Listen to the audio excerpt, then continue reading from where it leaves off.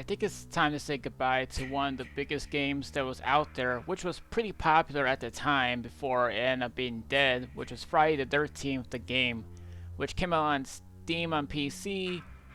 It also got console releases on PS4 and Xbox One, then later the Switch version titled the Ultimate Slasher Edition, which is supposed to come with some additional content.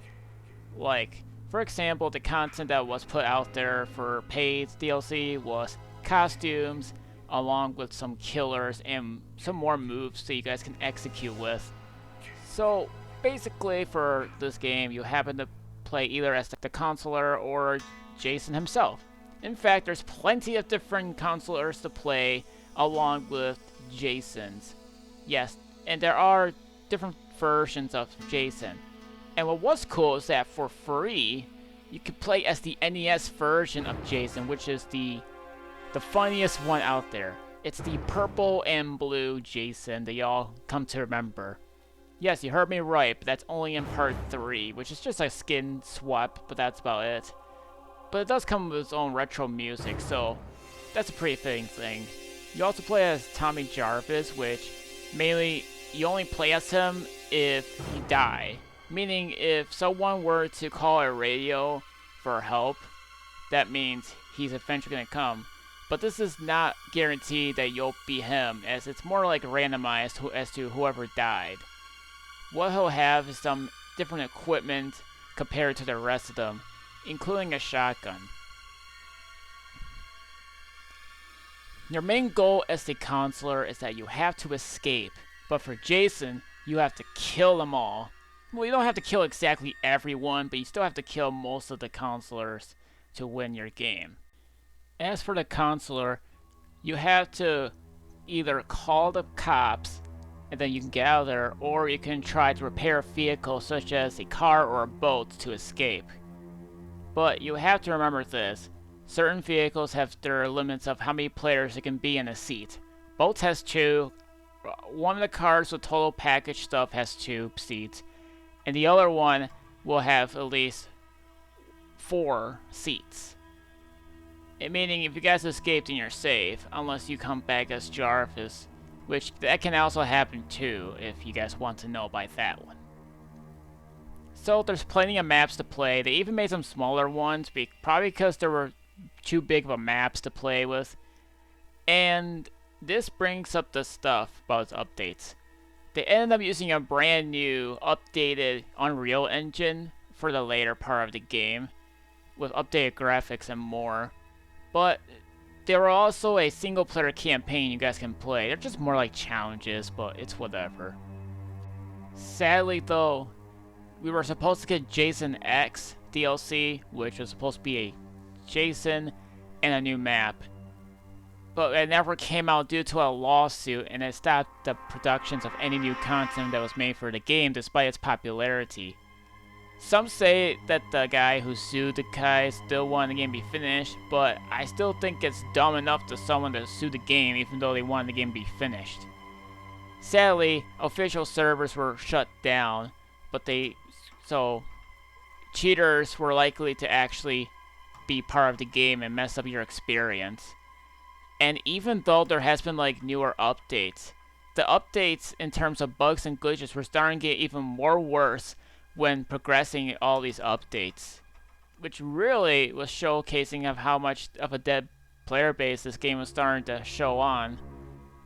There are also private sessions too, where you can play with your friends, which is also pretty good. But sadly, due to the servers being shut down, you won't be able to play this game at all. Unless if someone were to somehow bring back the game to life with fan-made servers and make sure there's no cheaters, I think this would be a great opportunity for people to play this game with everyone that they know. This game is always fun when it comes to having memories with friends and more. Like screaming when you get grabbed by a killer or whatever, and then you just give them all these hugs or slash their head off or rip out their jaws or whatever else.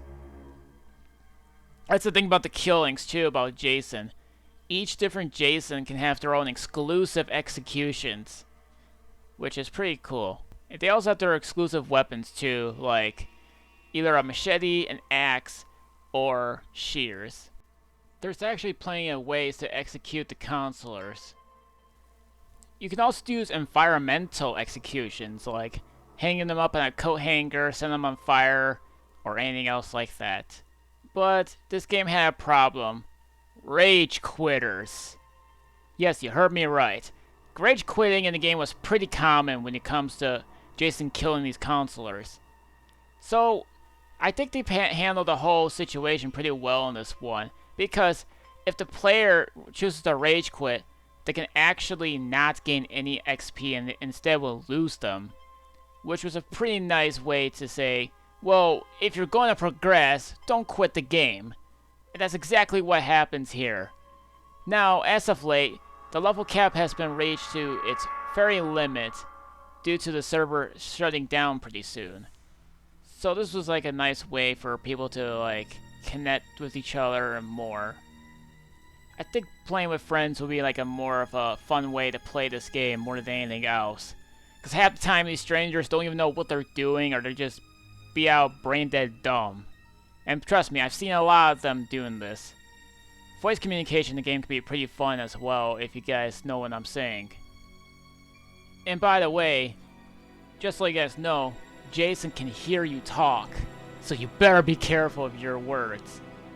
Meaning, he can actually stalk you, teleport, he can even like fast travel at you, like full speed ahead. Oh, and don't even think about running over Jason either, because that's not a good idea. It's gonna stop the car, and you guys are gonna regret trying to run him over in the first place like I did. At a certain amount of time too, Jason can go to this rage mode where he can instantly break doors and walls without any hesitation whatsoever, so you better start running away. You can kill him though, but it's the most rare and obscure way to do it. So here's how you do it. You have to play as a female character, right? But you also need Jarvis. Take the female character and take the shirt from his house. Jason's house, to be specific. After this, make sure you either have a sharp weapon like an axe or a machete. Then once Jason is hit after being distracted by the mother calling, then you can execute him in that way. But again, Jarvis must be the one to do the job. But I thought I would let you guys know about that there's another way that you guys can win this game as a counselor. But it's the most rare way to do it, because it doesn't happen all the time. But can it still happen? Yes, it can be. So all I can say from here is that if you're looking for people to play with, this is now the best time to play the game with each other. Get the rest of like your 7 friends, have fun playing this game, and create some memories like I did with some people that I've played with this whole game. I think you all will have fun like I did.